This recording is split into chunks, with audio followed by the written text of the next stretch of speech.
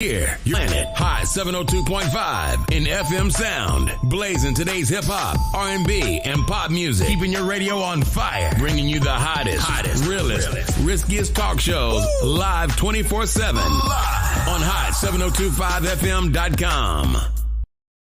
Yo, it's Tavon. It's your main man. Hi. Hey. What's up? All your favorite artists. Check it out. Say my name. DJ Khaled. This is Mila J. Bruno Mars. On Hot 702.5FM.com. What's going on, everybody? It's your main man, 360, the poet from the Morning Wood, and I'm here to talk to you about the Sci-Fi Center. It's your Vegas home for science fiction, horror, and fantasy. From comic books, toys, and posters to movie screenings and live events, they've got you covered. Located at 900 Karen Avenue, Suite B209, give them a call, 702-900-4335, or reach them at thescificenter.com.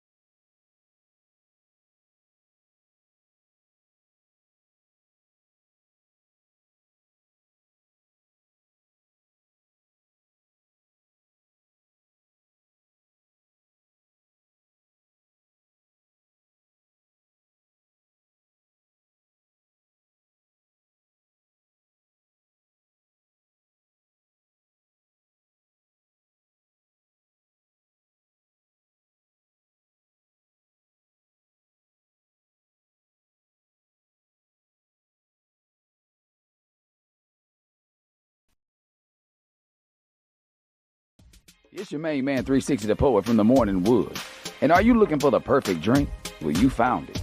Mimosa Royale is the perfect combination of California sparkling white wine and natural juice that is both tasty and refreshing. No artificial colors or flavors, no sugar added, and it's gluten-free. As the world's first ready-to-drink mimosa, Mimosa Royale is perfect for any occasion, day or night. You no longer have to drink 12 of those seltzers just to get that perfect buzz. At 8% alcohol, Mimosa Royale is the perfect drink to party with. Offered in a variety of flavors and sizes, you are bound to find a Mimosa Royale that you'll love. We have berry, mango, apple, and orange, with more flavors to come. Mimosa Royale is the most award-winning flavored wine that serves in bottles or cans. You can find them online at drinkmimosa.com or find them at your local liquor store. Ask for it by name. Mimosa Royale.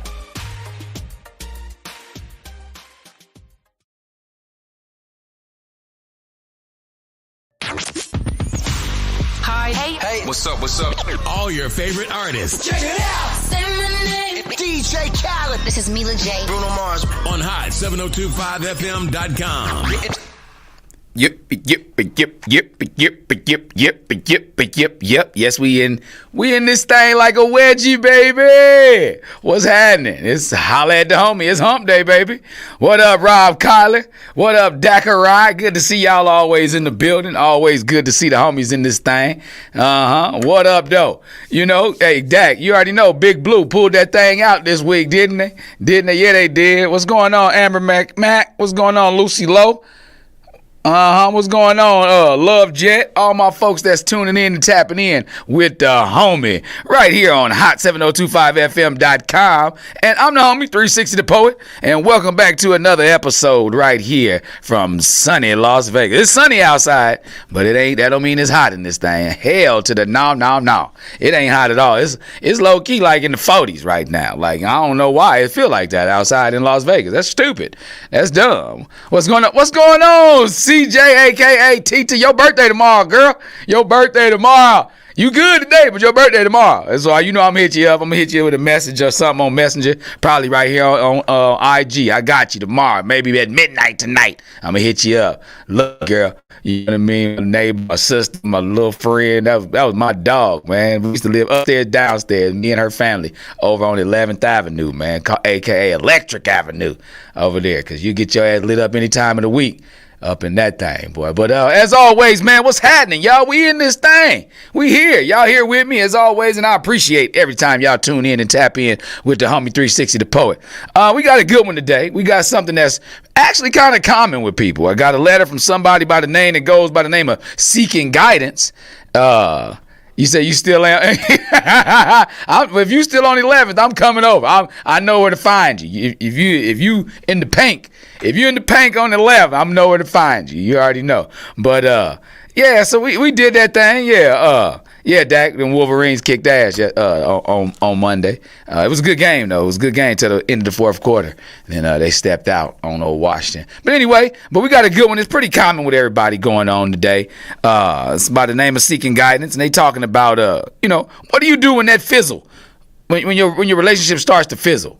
We're gonna dive into the letter and we're gonna see exactly what's going on with them. So it says.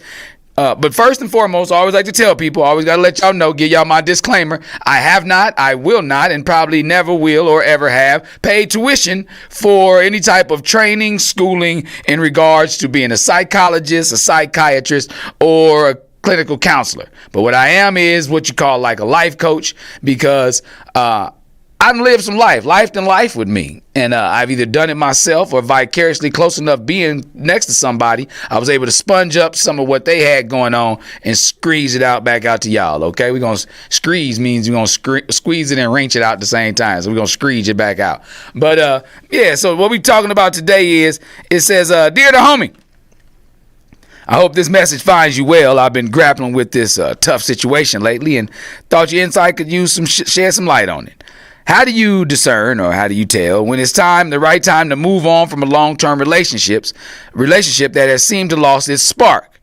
Any advice you could give would mean a lot. Sincerely, Seeking Guidance. See, they got straight to it. They didn't sugarcoat. They didn't ask anything. They want to know, when is it good to say holla back?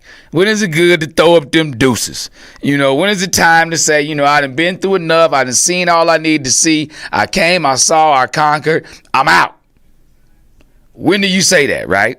So first off, I want to thank the listener, aka Seeking Guidance, for her question, because she did, she put some other stuff in the email, let it be known that earlier, the pre-email, that she's a female and she's going through this situation, and they want to know like when it's time to move on from a long-term relationship that's lost its spark.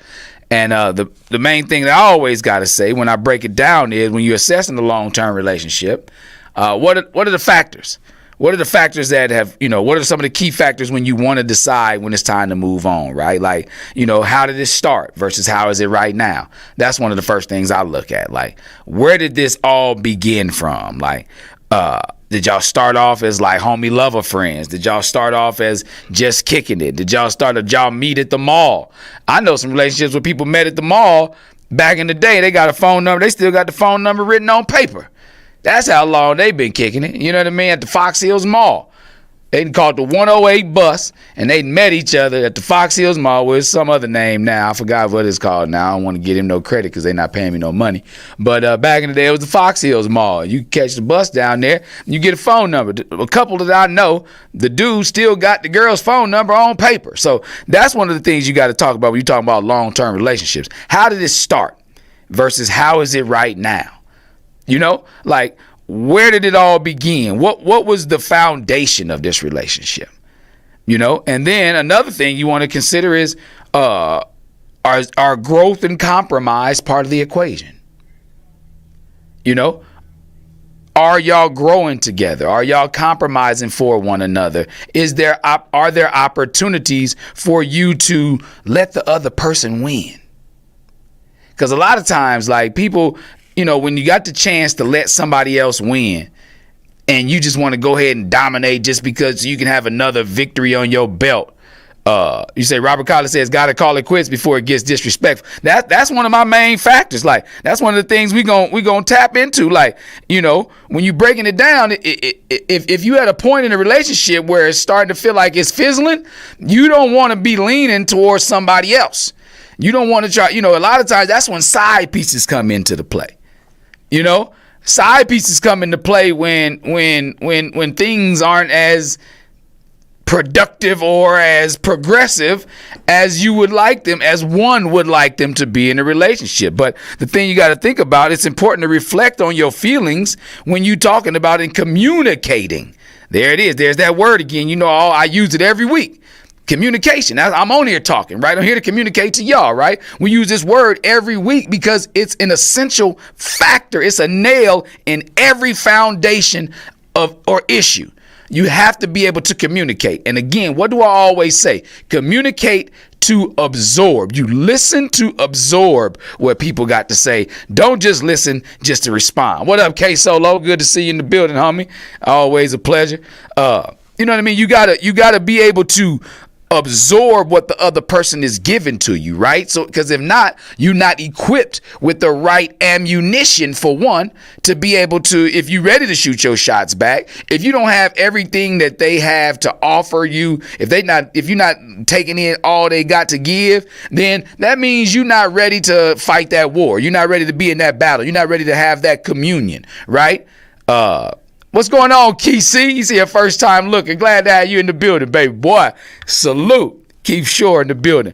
But keep coming on back, man. What'd you say? Communication with action. I mean, Robert Kyler, you were right about that. Because I heard on a show one time, like, the best apology is changed behavior, right? So communication with action goes hand in hand with that. So if you're trying to get things fixed, then you have to do it with some changed behavior, not only from that other side, but from yourself as well. Because when you go into these relationships and you're trying to figure out whether it's time to call it quits, you got to ask yourself, what deficit did I bring to the table, if any? It's not always something that you bring to the table. You don't always bring, chiseling away of the foundation yourself. But there are some allowances. Because you can't just point the finger. Because when you point the finger, three of them point back at you. That mean me, myself, and I. What up, Al Rich in this bit? You can't point the finger at people because that means me, myself, and I are part of this equation somewhere in the fold, right? Because three fingers are pointing right back at you. So what type of allowances are you introducing into the situation? Like what are you allowing to occur? Are you allowing them to not grow and be stagnant where they are? And that's part of the issue. Are you allowing them to, not compromise, and you always gonna be, thank you, Nora Karma, and you always gonna be the one that's making the adjustments? Now, if you allowing them to not compromise, and then you say, well, the problem is you don't compromise, well, then you're not holding them accountable for that. So that's your contribution to what's happening in this situation. But that doesn't always have to be looked at. Again, I'm always going to give you what you say, David D. Smith Sr. You said, got to do the leg work and be honest with the accountability. You have to. You can't kick your feet up and talk about how hard this walk is together. How you going to talk about how hard the walk is and your feet kicked up? You have to be accountable and make sure that you know what it is you putting into it as well. You got to put in something to get out something, to get something back, right? So when you deciding on whether or not to let this long-term relationship go, then now you got to find out what it is that you contribute into the chiseling away of the foundation, right? What is it that you got going on that's making it to where, like, again, I'm not telling you to make it feel like you are responsible, like it's your fault. I'm not saying accountability doesn't mean accepting fault. Exactly. You may be the one making it hard, and that may be the issue.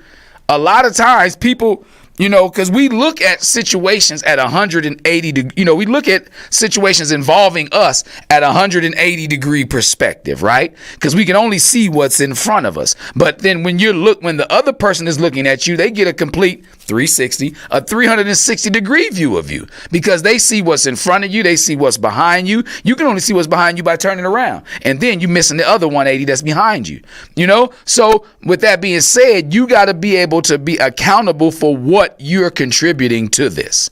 Again, accountability does not mean accepting fault or blame. It just means that you are aware and acknowledge what it is that you're doing in this situation. Dig? So, again, like, you want to make sure you consider your feelings in all of this, though. Don't discount what it is that you got to say and feel about it just because, you're like, well, I got to be accountable. You said 360 said I got to be accountable. So that means I got to go back to the drawing board and figure out what I did wrong. He said, Robert Collins said, or maybe she can't make it hard. LOL. Hey, sometimes that's on us too. You know what I mean? Like, sometimes it's on them, sometimes it's on us. It's accountability. Where did I contribute to this? Where did I stick my foot in the proverbial pile of ish? Let's talk about this though, like, because you got to still consider, if you've been in this relationship for some time, we're talking about a long-term relationship. So that means anytime I say long-term, he said the red pill, not the blue pill, the red pill. What's that, Roman? Y'all, there's so many pills out there. I don't know what it is. I'm just going to mess around one day, just give me one of them Reebok pumps, put in my hip, and I'm just like, and I'm going to watch that thing go up. Whatever it takes, I'm going to make it happen, Cap. But I don't care what I got to do. But like, one thing about when you're talking about a long-term relationship, right? To stay on track. Romance does still exist. Romance still exists. It does. You got to, woo some people. One thing you got to talk about when you're talking about long-term relationships, is there romance there and stuff like that? Is this a temporary lull, or is this a deeper issue? Is this something saying like, this is something that's occurring right now because maybe somebody's, feeling a certain type of way about something that's going on in their life, or there's situations that's happening with them. And so things may not be as spunky as they once were. So now this may just be a temporary lull, though. So that's what you got to ask yourself. Is this something that can be fixed? Is this something that can be salvaged? Is this something, is this something that is still got the possibility to go somewhere? What's that you say, K Solo? You said, what if they take accountability, know what they did was wrong, and still refuse to fix it? Just want you to accept it took accountability. Basically, no change behavior. That's it. When the last sentence in that statement right there, K Solo 1911, is no changed behavior. If you take accountability for something, right? And you say that I'm taking ownership for what I did. Now, again, they cannot expect things to be fixed from that without changing said behavior. If that makes sense. You can't fix something, or you can't apologize, or things can't be mended without them being changed from what they're being accountable for. If they're taking accountability, okay, say for instance they a cheater. They say, okay, I admit I'm a cheater, but they don't stop cheating. Then where is the fix? Where's the fix coming in at? You understand what I'm saying? Like, if they say, like, if I'm taking accountability for something, but I don't know if I want to change what I did, then that means they're not even apologetic. They don't care about what they did. What'd you say? Robert Collins said people carry baggage from old relationships. Hell yeah.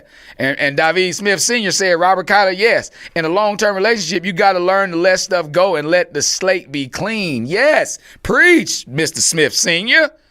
You have to if you're going to be a part of the changing and the growth in a relationship, you have to let the slate be clean.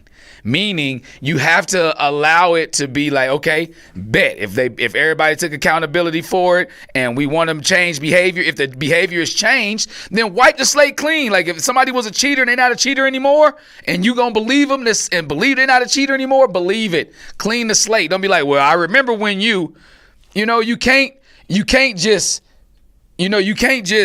automatically just jump back into things because they work out better for you. Because they work out better for you in the situation at the moment. Is it what you say? He said, shoot, the current relationship, grudges grudges. Some people hold grudges better than they can hold a fallen baby. Some people hold on to grudges more than they will hold on to a fallen baby. Do you hear me? They'll let a baby fall before they let a grudge go. Like, them kids, I ain't gonna, I don't like cussing over here all like that, but they be like, them kids. And this grudge is for life, and I don't know why people be that way, but they do. They be that way, as Don Perignon, it's supposed to bubble. It just be like that sometimes. Shout out to all my UGK fans that know what I'm talking about with that song. So again, you got to ask yourself, is this a temporary lull, or is this something that is gonna that really, what's up, 8 Mile Phil? What's happening with you, baby? Is this something that can be fixed, or is it a deeper issue that needs to be dissected even further, right? It's normal. You say still mad from 2004. Exactly, 20 years old, 20 years ago, and you still mad. Trust me. I got one that whole grudge. It ain't against me, but I got one that whole grudge is like, man, listen. Maya don't let go of nothing. She don't let go of nothing. So she hold on to grudges like you got to hold on to trying to put a little into a ponytail. It's human nature. It is, Roy the handyman. It's human nature. But again, I'm okay. I'm kind of good with letting shit go. I am, man. I am. What's going on, Todd? I'm kind of good with letting stuff go, and it's mainly because put that knife away, babe. It's mainly because if I hold on to it, then it has power over me. I'm giving it power. I'm giving it fuel. I'm adding fuel to the fire if I'm holding on to it. I'm giving it the ability to still affect me.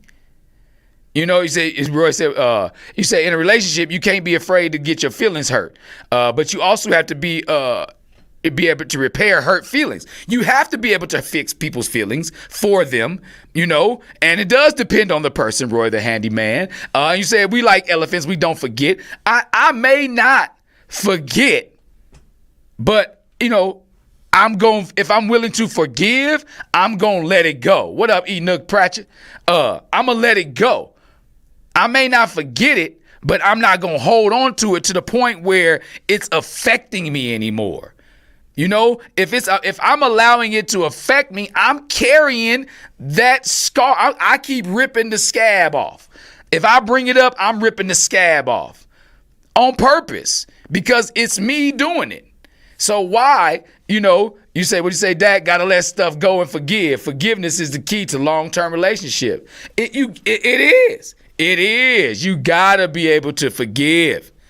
So, I'm pretty sure, my wife forgave me for some stuff that I don't even know she forgave me for. You know what I mean? 'Cause she probably looked at something sideways and it didn't really, it didn't come out at the moment, but DJ Tone Arms in the building. But I'm pretty sure she forgave me for some stuff that I don't even know about, but if she was still holding on to it, then it would still have power over her. And then it would probably have been brought up and I would know about it by now. Right. What you say? You can't let a grudge go, but it's the same type of grudge come back up. You bet I'm speaking on it again. By all means.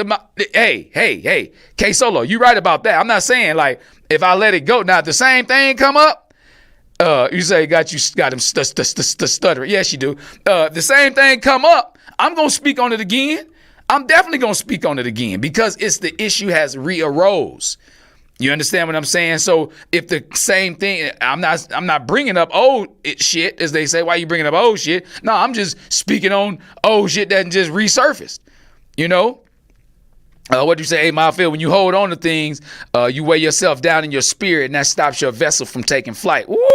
Preach, brother. What's up, Lulu? How you doing? Lulu Tally in the building. You know what I mean?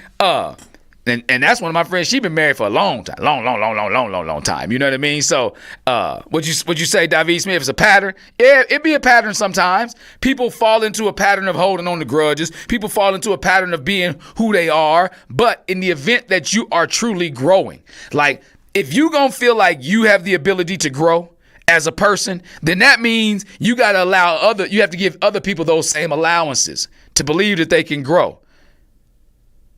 Oh, that's always the classic go-to. Why you bringing up old shit? Yeah, because it ain't old no more. It's new again. It's retro. It's been retrofitted. You know what I mean? Like Jordan 1s ain't a new shoe, but I bet if you buzz out some new J's, you jaywalking.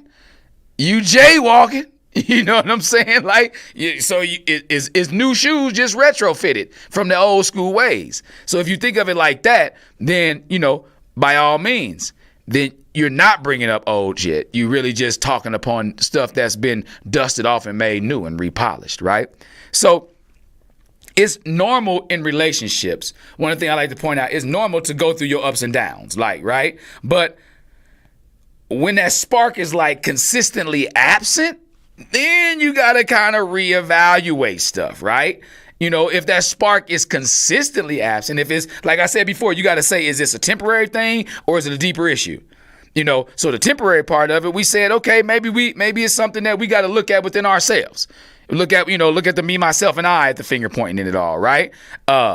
You're right. Hey, Auntie, what's going on? She said, I agree with you. It's all about the forgiving factor. It is about that. It's all about the forgiving factor. You have to be able to do those things, right? But in the event that the spark is continually missing, then you got to reevaluate. Like, is it external stressors? Like, is it your job? Is it some health?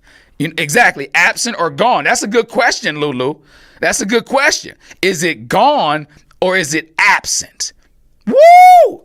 Preach. That was where the praise dance music right there, because those two words, they seem similar, but they mean two different things. Absent mean like if you can be absent from class, right? You can be absent one day, but are you gone from school? Hey, you still coming the next day. It's still coming back one day if you absent. But if it's gone, that means long gone. That means it no longer exists. So, but why though? So then you got to start to evaluate, is it external stressors? Like I was saying before, is it your job? Is it something going on health-wise? Is that something that's causing the spark to not be there, right? Is it personal growth, right? Are y'all moving in different directions? You know what I mean? Are y'all moving, are you going east and they going west? Yeah, exactly. Yeah, you sick or you dropped out. Exactly, David Smith Sr. Did you drop out? What up, Sadiqa in the building. But, Inchma, what's happening with you? But that's the question. Like, are y'all growing in different directions? Is this an external factor that's involved in something? Or do y'all have fundamental differences? Meaning, like, are y'all liking and enjoying different things now? That can be true as well. Are y'all growing in different ways? Do you have fundamental differences? Are you into kink and they not? Are you into church and they not? Like, are these things that have occurred recently? You know what I mean? Are these things that have occurred like out of nowhere, and are they temporary or are they lingering? Are they going to be permanent? Are they going to stick around? Is this the new you? Is this the new them? Think about these things. Can y'all exist without one another? That's one of the factors people got to think about. Hey, before you get to saying, hey, the spark is gone, but where you going to live? Can y'all exist without one another? I'm hoping that everybody that's in my demographic out here that's talking amongst me right now can afford to live on their own. And I'm not knocking those who cannot. But that is one of the things you got to evaluate. Can you live on your own with or without that other person? And if that answer is yes, then you're in a good spot there to start evaluating these things. Like, now let's see, have we grown in different directions? Am I growing and they're not? That's another thing, because growing in different directions requires growth from both sides. Sometimes one person grows and the other one stays stagnant. What it say? It may not be growing in different ways. It might be growth, development, maturity at different times. That's what I was just dang, Lulu, you in my brain, girl. That's what I was just talking about. Like, somebody may still be sitting here while the other person's growing. You know, somebody may be meant to be a bush while the other one's meant to be an evergreen. That's where you got to look at things. Like, like somebody said one day, like the grass and the trees come from the same area. They start at the same place, but somebody got to get bigger and somebody got to stay here and maintain. But that don't mean that y'all not meant to be around each other. That just means y'all ain't meant to stay together. If you stay together, you're going to grow together. Because if not, if one person continues to grow and the other one is either shrinking or they staying stagnant, then the other one's going to have a different view. You're going to have a different view of the other person. If you stand stagnant, you constantly looking at their growth, wondering what's up there with them. And that's going to cause make you feel some type of way. As people say, that make me feel some type of way. Yeah, you feel some type of way. And they going to have a different view of you because they constantly looking at you like wondering why you catch up, mustard. They wondering why you not up here. Then that becomes an issue. They start to look at you and reevaluate you and be like, well, damn, do I even matter enough to you to want to grow with me? Come up here with me. You know, so now their view is different. You know, start looking like they ain't cultured at all. Like, exactly. You start looking like they ain't got no culture. Like, who is this person? Like, they really start to say, you are beneath me. And in actuality, in growth patterns, you are. Or they are. Or why would you say, Amber Mack, you say, or why are they trying to pull you down with? Oh, they will. Oh, man, they'll try to put a trellis on you. For all my growers out there, y'all know what I'm talking about. They'll try to put a trellis on you to make you, to stagnate your height growth, but let you grow outward. Yeah, you can grow around them. What's going on, Nicole? That's crazy. I started talking about a trellis, and her husband, the one that taught me about trellis. But like, they'll put a net on top of you. They'll be like, yeah, come on back down here with me real quick. You know, we can still get the heat. We can still get the light. We can still grow, but let's grow this way. Let's expand instead of growing. You hear that, right? Are you expanding or are you growing? Expansion is growth, but are you getting bigger? Are you growing up? Because people that, don't want you to grow up, it's two different ways to look at the crab in the barrel mentality, right? Exactly. That's the flip side of being equally yoked. Man, somebody passed me a collection plate on both my platforms right now, because I got people preaching over here on Facebook. I got people preaching over here on Instagram. It's some pulpit preachers out here with me today, and I'm appreciating y'all, because this is what I'm talking about. This is the growth in the areas in which we can all come up together, right? But how do we figure this out? Man and women, Venus versus Mars, right? Because we don't talk about these things. Again, communication. We got to be able to communicate and figure out what is it. You can't, again, back to my point about the crab in the barrel mentality, right? People think like crabs in the barrel, it always has to be somebody pulling each other down. If you look at it, it's all about perspective, because the other crab is trying to pull somebody up.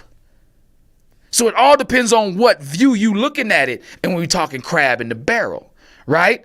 Because most of crabs, they climb up one another, boom, boom, boom, boom. They get to the top, they hold on, and there's one up here. A lot of people saying they trying to pull you down. But I look at it as I'm trying to muster up the strength to pull you out. And that's what we got to look at in these relationships. When one is growing and one is not, for one, you have to care enough to want to bring them up, to want to pull them out of the barrel. They have to want to care enough about you to be able to receive and accept that help, so they won't be weighing you down anymore. If you ever, like, I used to be a lifeguard, right? Van Ness Park, Van Ness swimming pool, big shout out, South Central LA. And one of the things they tell you is when you saving somebody, you got to tell them, relax, let me do this. Because when they fighting against you, it's harder to save them. If you fighting against somebody that's offering you help, it's making it virtually impossible to make it a smooth transition. It's making it impossible for you to do it without any turmoil, without issues. Now, if you relax and allow that assistance to occur, then they can save you a lot easier. A lot less splashing in the water. Right? So that's the crab in the barrel mentality that we got to take on, because we can be the crab at the top wanting to pull people up, but the ones below us have to be willing to relax and receive that help, that lift up. You know? That's what I be talking about. Like, you know, some of my notes over here is telling myself, like, you know, it's about identifying patterns and understanding whether it's temporary phase or a more significant concern, right? You know, what up, David P. Anderson? It's about that, right? Like, you know, it's about figuring out, like, where do we go from here? You know what I mean? They got songs written about it a long time ago. Like, if we at a point and we say we, you know, ride or dies, right? If you with somebody and they claim to be your ride or die, if this relationship that you in is on its death, if it's on its way to death, then that means they're supposed to be with you until that last breath of that relationship, trying to figure out how to revive it, how to keep it riding, right? What's that you say, Sadiqa? And you have to trust the partner trying to bring you up. You have to trust them. Trust, and communication are the two number one factors in any relationship. Business, personal, parent, child. Trust and communication are the two top factors to making it work, to making things coexist, right? So, like, you know, you got to be able to explore practical steps that are going to be able to allow you to be helpful, and be able to be helped. Meaning, like, you know, you got to take a step back sometimes and really assess, like, what are the needs that I can provide in this moment? Right? Like, what can I do right now to contribute to making this better? What's that say, Lulu? You say we have to be intentionally selfless. Yes. Selfless.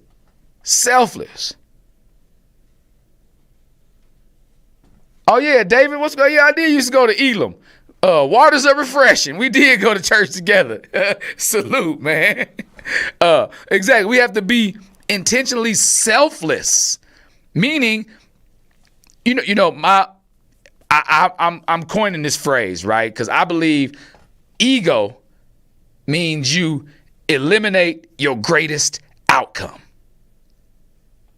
When you put yourself first in any situation, you're not saying like when you put what you need and what you want above all, even if that doesn't require, it doesn't mean like if you don't put yourself above stuff, doesn't mean like you're not, putting yourself first, right? But what I mean is if you put yourself and project yourself before every other aspect of a situation, meaning you're being selfish in the situation, it usually doesn't work.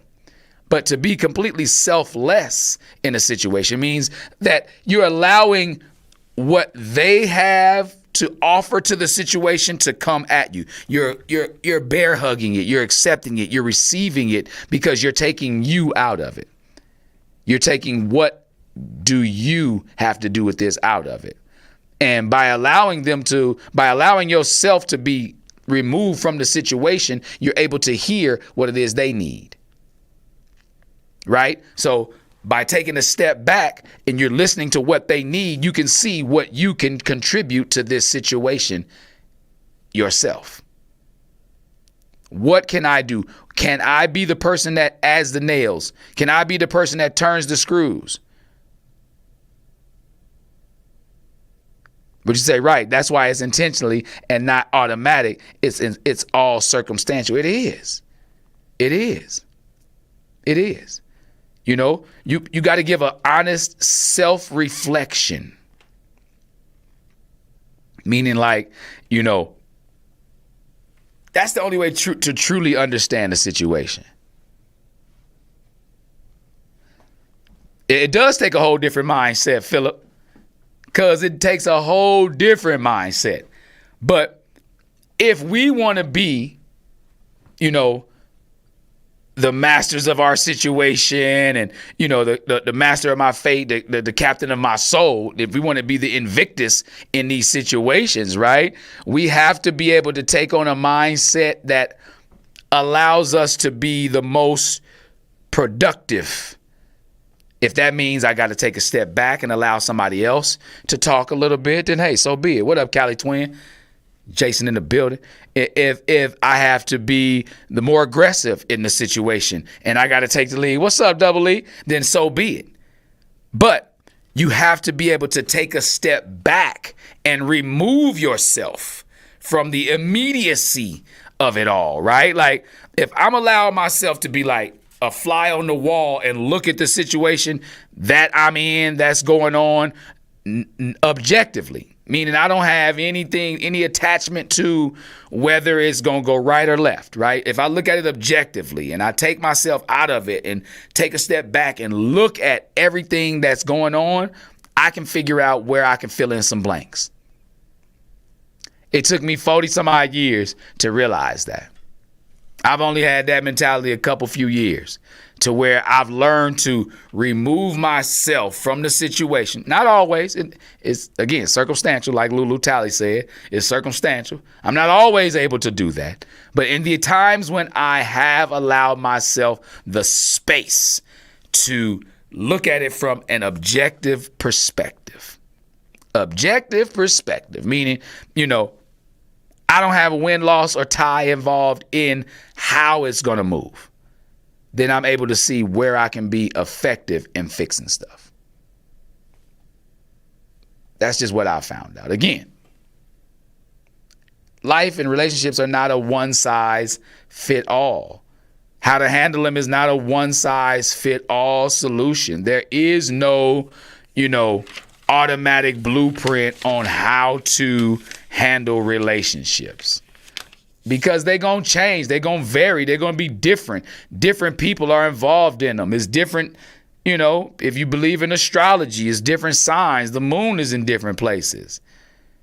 That would you say, Lulu Ty? That is where the truth lives. From the objective perspective, the truth lives there. It lives there. Because you know what they always say is three sides to every story, right? Side A, side B, and the truth. It's three sides to every story. My side, your side, and the truth. Because somewhere in between my side and your side lies the truth. That objective perspective area. So you ask yourself,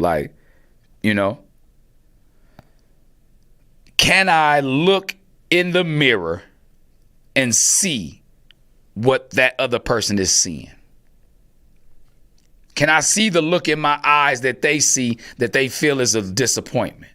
Can I see the expression on my face that they see as a disrespect? Are my eyes willing to focus in enough to where I can decipher what that is? Again, being able to remove yourself from the situation as much as possible. Thank you, Lauren. I appreciate that. Much love. And excuse me. It's never bad. It is hard. That's hard. That's hard, Lulu Tally. Life ain't easy. Life isn't easy. Relationships aren't easy. They say marriage is hard. It's not that it's hard. It's a lot of moving pieces. Relationships have a lot of moving pieces, even if it's only between two people. There are a lot of moving pieces. So if it was easy, everybody would do it. You understand what I'm saying? Anything in life, if it's easy, everybody doing it. That's like getting a Tesla. Everybody doing it. If you got a shred of credit, you can have a Tesla. It's easy now. It used to be a hard thing to get. Now Tesla's like the Honda Accord. You know, that's why, like relationships, you know, people, they don't really be related. They be go-togetherisms, you know, they be go-togetherisms, and they don't want to go anywhere further. They just go together for right now. Their expendable relationships are easy. So that's why everybody doing, they this person go with this person, this person go with this person dating that person. They easy. But what they say about like the, you know, the couples that's been married, what about the Denzel and his wife? What about Angela and Courtney, Courtney B. Vance? Like, you know, they done had some issues. It's been hard at times. But what they probably done is taken, what's up, D. Marie? It's been hard at times, but they've had to take an objective perspective to be able to see what the other person is talking about. You know, and like I was about to say, it's never a bad thing to seek some counsel on this. If you really feeling these things may be, you know, as long-term as your relationship, that the fizz is, that the spark is gone, like we said before, is it absent or is it gone? You know, if you feel like it's gone or if it's absent, it's headed towards gone. What's going on, Keish? If you really think that it's about to head in that direction, seek some counsel. Holla at somebody. Like, holla at the homie. I'm here for you. You know what I mean? I didn't get a chance to talk to Roy, but I did talk to A. Mac. You know what I'm saying? Like, but again, I'm still going to talk to Roy. We going to get together. That's the homie. You know, holla at the homie. I'm here for you, but at the same time, seek some professional counsel. Happy New Year to you too.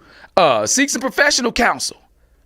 Talk to somebody who knows y'all relationship. You know what I mean? Or talk to somebody who has no idea about your relationship, but at that point, you're going to want to go together. See, Sadiqa says she coming up on 17 years married. 17 years. That's almost 2 decades.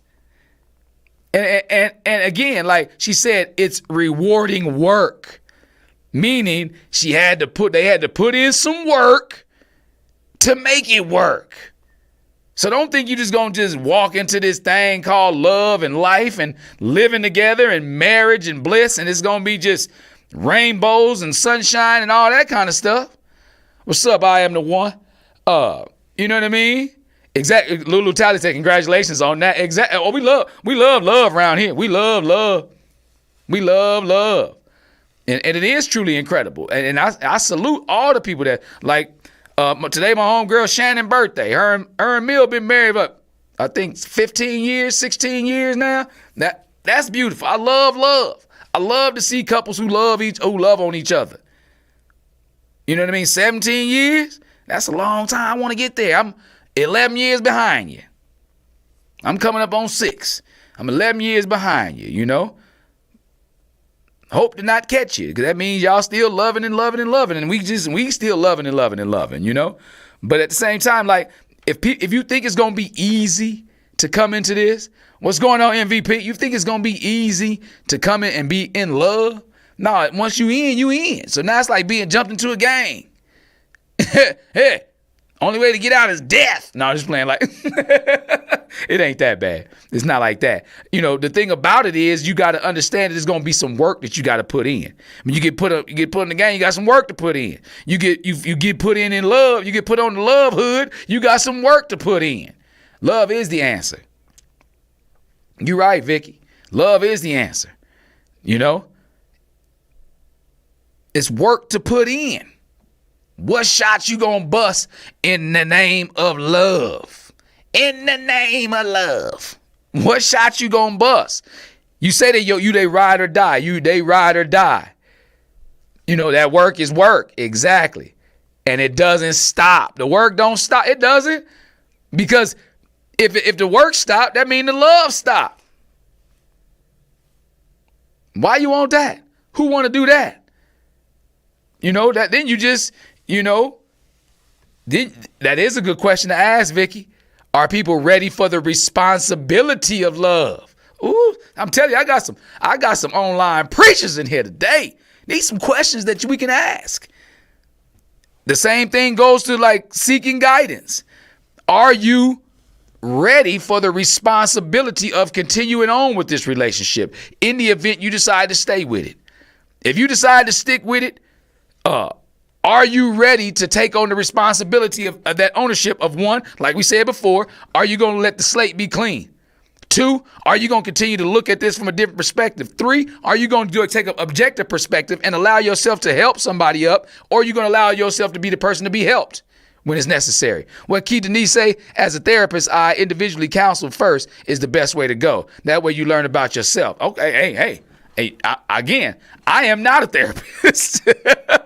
So if you going to couples counseling, by all means, you're going to have to go at some time together, but you can go first. I got that from a therapist right over here on my Facebook page. Says, a therapist, go first by yourself and then come together as a couple. I like that. Because again, you get to know who you are in this whole thing, because they get to tell you who you are without the other person being there to be like, yup, signing on. Or, I feel you, doc, I feel you. You know, because by that time they got both of y'all sides, and then they gonna have y'all sides together. Again, there's always 3 sides to every story. Side A, side B, and the truth. And that truth lies somewhere in the middle of both side A and side B. See, Lulu Talley, 27. I knew you was at least a quarter century. Lulu Talley been married 27 years. And she said